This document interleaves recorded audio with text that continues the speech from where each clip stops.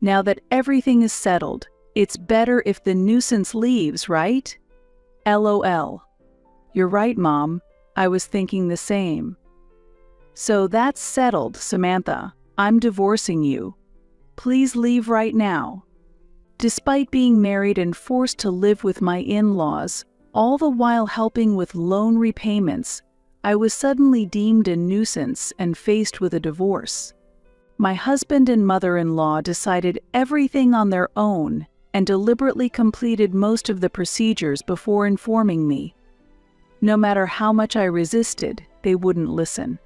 I'm sorry, but I plan to drag my husband and his entire family down to hell.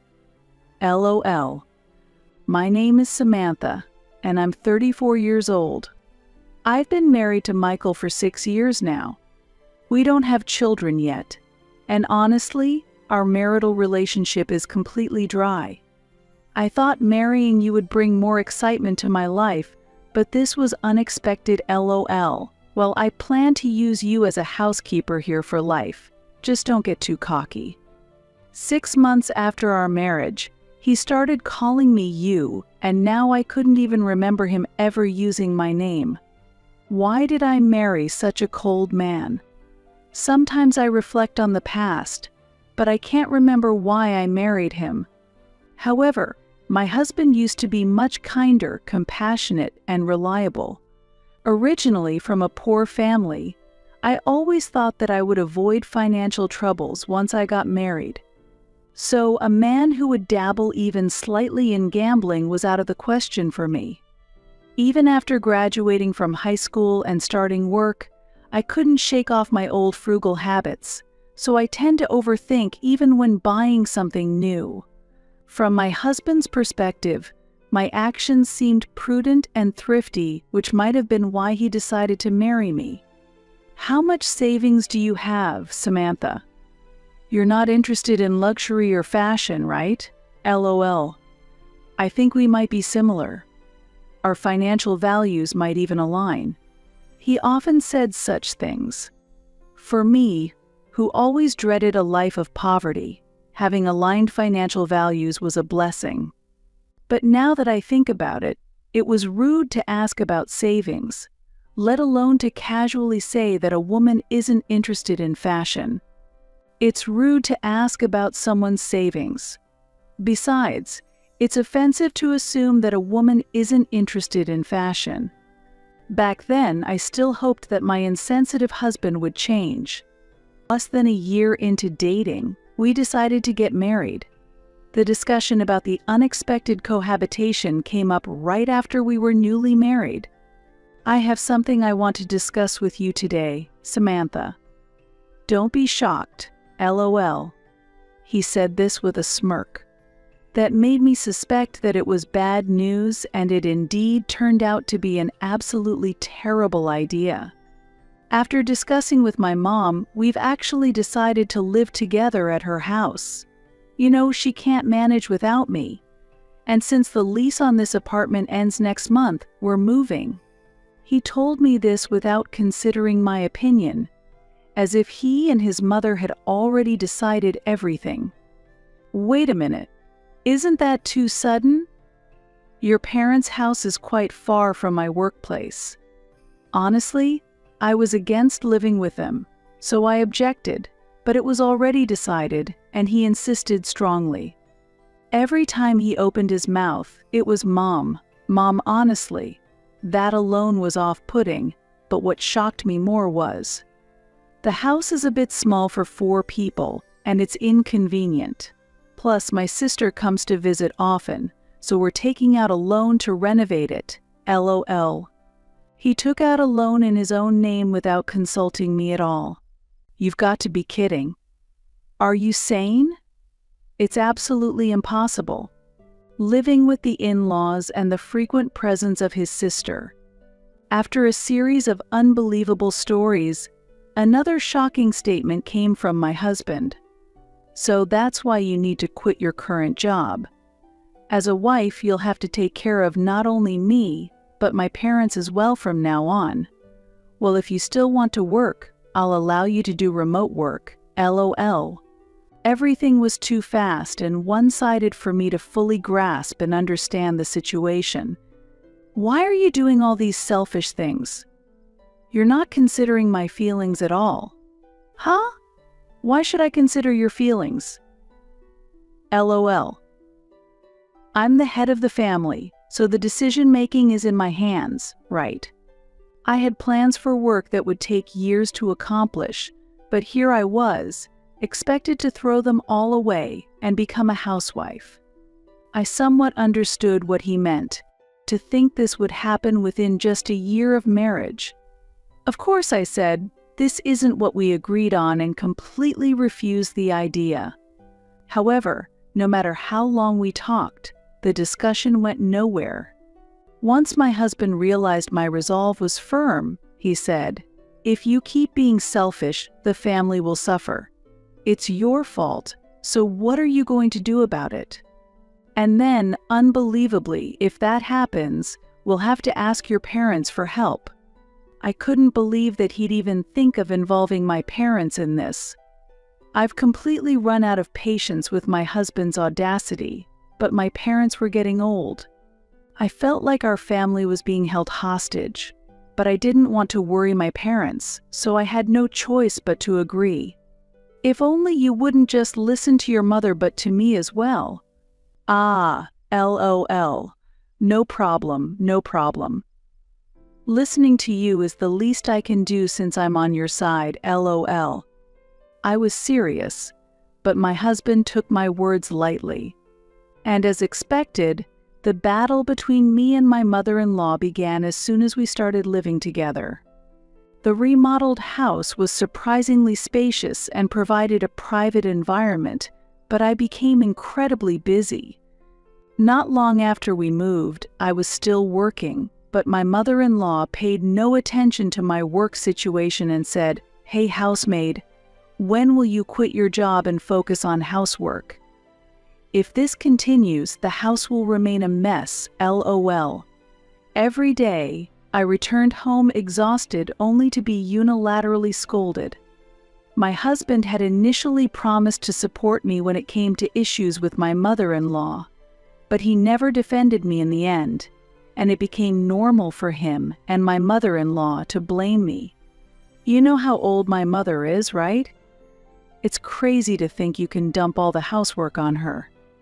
I only asked that we continue to handle our matters ourselves, yet somehow I was made out to be the bad guy. My father-in-law was technically present in the house, but he was so inconspicuous that he seemed to be avoiding trouble by running around the house. Mr. Baker, may I ask you something? No, no, no. Please stop. Don't talk to me. If she sees us chatting, I can't imagine what she'll say. I just wanted to know where the breaker was. It was over if we couldn't even have such conversations, right? 2 weeks after we started living together, my husband and mother-in-law began threatening, "When are you going to quit your job? If you don't make up your mind soon, I might contact your company." I was determined not to lose my job, the only place where I felt I belonged and had a purpose. This dragged on, and then my husband said, "Your mom is a kind person. If you really don't want to quit your job, maybe she can do something about it." He suggested that instead of me, my mother could come and take care of the house. Seems like he didn't want to blame anyone but me. It's not unthinkable that he would call my mother to threaten her and cause trouble. Resignation was the only option left for me. Even after I hurriedly handed over my work to a junior and resigned because my mother-in-law and husband kept insisting, I received no gratitude for quitting.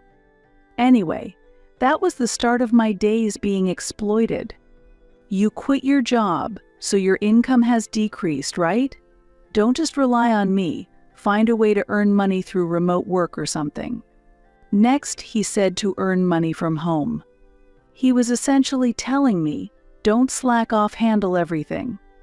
Previously, I would have argued back, but now the desire not to see his face anymore grew stronger. If he was foreseeing this and speaking sarcastically, then he was quite a strategist. Our conversations almost ceased, and I became a housemaid for his family. My sister-in-law often came to me and said, "Hey, you're not leaving all the mortgage payments to my brother Michael, are you? Since we're letting you live here, you should contribute to the repayment too. It must have cost at least $300,000 for the renovation." What? Letting me live here? We're a married couple. It's natural for us to live together. They decided to cohabit on their own and even went ahead with the renovations and then told me to quit my job. And now to help with the mortgage payments too? Anyone would say this is absurd. I unintentionally raised my voice. But my sister-in-law immediately changed the topic. What a foul-mouthed wife. Well, you were raised poorly, so it's natural you don't know what a normal family is like. I won't blame you. Communication was completely ineffective. Why did I have to endure this? That's exactly how I felt. Well, if it were a family where common sense prevailed, this conversation wouldn't even be happening. I definitely married a dangerous man. That night, my husband said to me, "You heard from my sister today, right? About the mortgage repayment for this house, LOL. We've decided to split it among everyone. Or rather, it's only natural for you, my wife, to pay. That's what I think, LOL." Seeing my husband smirk while he said this, I was speechless. Until now, I resisted letting things go his way. But this moment was when I truly realized everything. I can't live with this man any longer. If I stayed, not only would I ruin myself, but also his family. However, I couldn't just bring up divorce immediately. I thought it would worry my parents. My mother's health had recently deteriorated, and she was visiting the hospital, while my father, who was caring for her, was also accumulating fatigue. Bringing up divorce might shock them too much. I couldn't be so selfish. So, I thought I'd resolve the current issues first. As suggested by my husband and his family, I started to work from home and helped with the mortgage repayments. Along the way, I asked my husband to change the loan procedures and cooperated to pay it off quickly, so maybe because I was diligently repaying the loan, he was in a good mood, saying, "It's good that you're finally acting like a proper wife. If you kept acting high and mighty. I was even considering divorcing you, LOL. I was clearly paying more, and the situation remained unfair, but I committed to enduring it until everything was settled. Before I knew it, I was 34 years old, and 6 years had passed since our marriage. Thinking about why I got married made me sad, so I tried to stay positive and maintained a positive outlook. Sometimes, when I checked social media, I saw old friends who had 2 children and were posting about traveling with their families, which made me envious. I also wanted a happy marriage and children. Now, those wishes seemed unreachable. But over the past few years, my mother-in-law had less to complain regarding my behavior. Maybe our maid has finally become a decent human being. It was tough to educate an unreasonable daughter-in-law, but it turned out okay. She would say while laughing with my sister-in-law, "Ultimately, remote work seemed to suit me well, and although I haven't told my husband, I've earned a substantial amount over these years." And to my surprise, I managed to pay off the $300,000 in just a few years. Normally, it would take 35 years. We would have been over 60 years old, but I wanted him to appreciate how quickly I managed to repay it. That night, I said to my husband, "You know, it's about the mortgage. I just paid it off the other day. And today, I have something important to discuss." I had prepared divorce papers and was making preparations to leave the house for this very day. But the moment I mentioned that the mortgage was paid off, my mother-in-law came over and exclaimed, "What? Paid off? It's already paid off." My mother-in-law, who heard everything, interrupted our conversation. "Yes, that's right. And today I wanted to have an important discussion with Michael." Just as I was about to bring up the topic of divorce, my mother-in-law approached me with a smile wider than I had ever seen before and said this: "Now that everything is settled, it's better if the nuisance leaves, right? LOL. From now on we can finally live without the nuisance, just our family, right? LOL. You're right, Mom." I was thinking the same. "So that's settled. Samantha, I'm divorcing you. Please leave right now." Before I could say it, my husband brought up divorce. Despite being forced to live with my in-laws and help with mortgage repayments after getting married, I was suddenly deemed a nuisance and faced with a divorce proposal. To be told first, rather than saying it myself, felt off. And then, in front of me, my mother-in-law started calling a locksmith. "Could you please change the locks? We need it done urgently." After enduring so much, it was at this moment I swore to bring my husband and his entire family down to hell. Soon after, the locksmith arrived at our home and changed the locks. My mother-in-law and husband were smirking at me and said, "That's the way it is. You need to leave this house today. LOL. We're going to live happily in this house as a family from now on." That's right. Samantha, thank you for your hard work over the last 6 years. Oh, and by the way, no alimony or division of assets, please. Michael and I haven't done anything to warrant trouble. LOL. They said that. No division of assets. Well, that's fine. Kind of lucky. LOL. With that in mind, I handed over the divorce papers I had prepared. I quickly drafted a document stating no alimony or division of assets and had them sign it. My husband happily signed the divorce papers.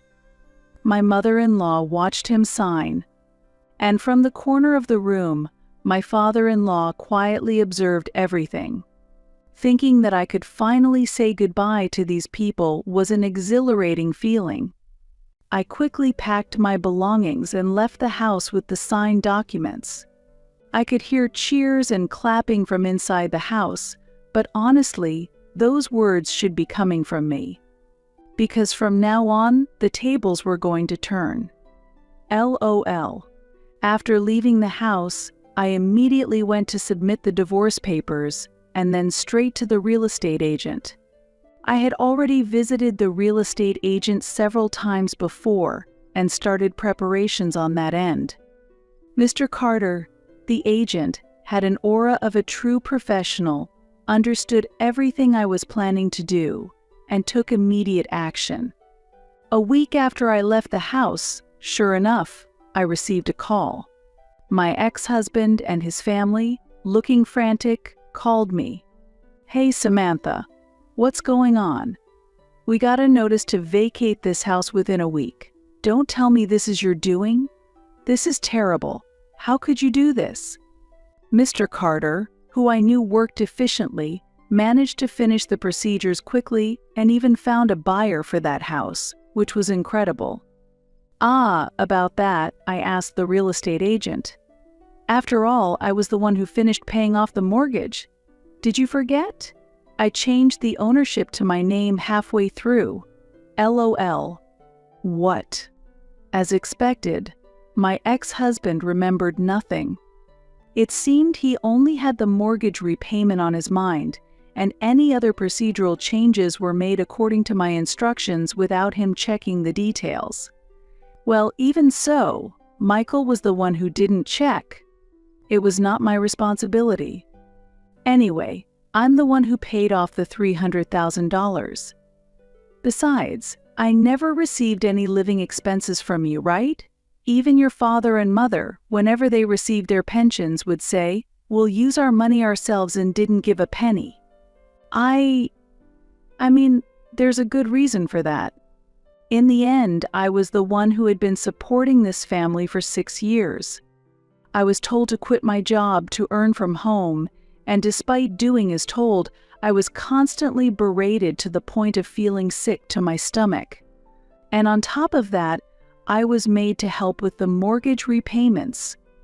After all I had done for this family without a single thank you, having the locks changed and being thrown out, I couldn't just stay silent. Wait a minute. Let's talk again. If we talk, you'll understand. After all, we were a family. And we have nowhere to go if we leave this house. You know that, right?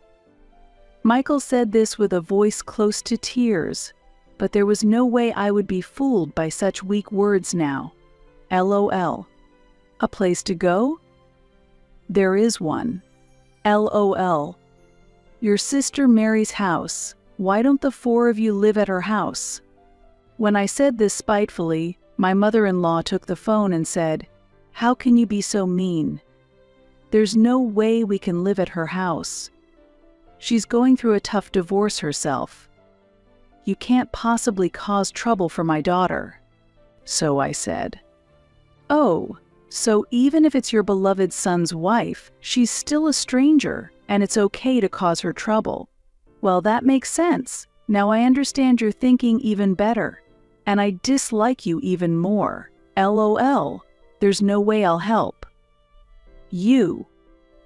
I could hear unbearable insults from the other end of the phone, but I felt relieved to have said what I wanted to say. "Well, anyways, please leave quickly. It must be tough without any money. I think you're a close-knit family, so hold hands and work hard together. LOL. Bye." Wait a minute. You. Enough with the jokes. My mother-in-law was shouting, but I just hung up the phone. Even at such a crucial moment, my ex-husband hid behind his mother and didn't utter a word. This was his true nature, talking big, but when it mattered, he made excuses and ran away. Well, it just showed I had no judgment when it came to men. 3 days later, Mr. Carter went out of his way to let me know what happened to them afterward. He might have sensed my apprehension that they might do something crazy out of spite. Just before the house was put up for sale, my ex-husband and his family moved out at night. Desperate, they begged relatives, but being disliked by most, they eventually ended up in the countryside at my father-in-law's parental home. Even there, they were not welcomed, and moreover, there was bad communication between my mother and father-in-law's family. Well, with such people, it was to be expected. They were given only one room and, being freeloaders, were made to work from morning till evening in my father-in-law's family's farm. Although my mother-in-law was elderly, I didn't feel sorry for her. The treatment they gave me has simply come back to haunt them. They will likely continue to live in poverty, and more importantly, they'll never live in a nice single-family home again. They should look back and regret that their past life was actually quite comfortable. Anyway, I'm relieved there was no division of assets. After all, someone who can pay off $30 million in 10 years is capable enough to come up with all sorts of bad ideas. Lucky for me that my husband was not smart. LOL. As for me, I was fortunate to quickly find a job. It seemed that news of my divorce and leaving the house had reached my previous workplace somehow, and they reached out to me. "Without you, Samantha, the workplace just doesn't function," my colleague said, and it sounded genuine. Being able to restart a career I had once given up on really felt like luck was on my side. And in the slightly changed team at work, there was a man who seemed particularly concerned about me. Though I thought I was done with such things for a while, being around him made me think that maybe it wasn't such a bad idea. Now I'm living a fulfilled life, both at work and in my personal life.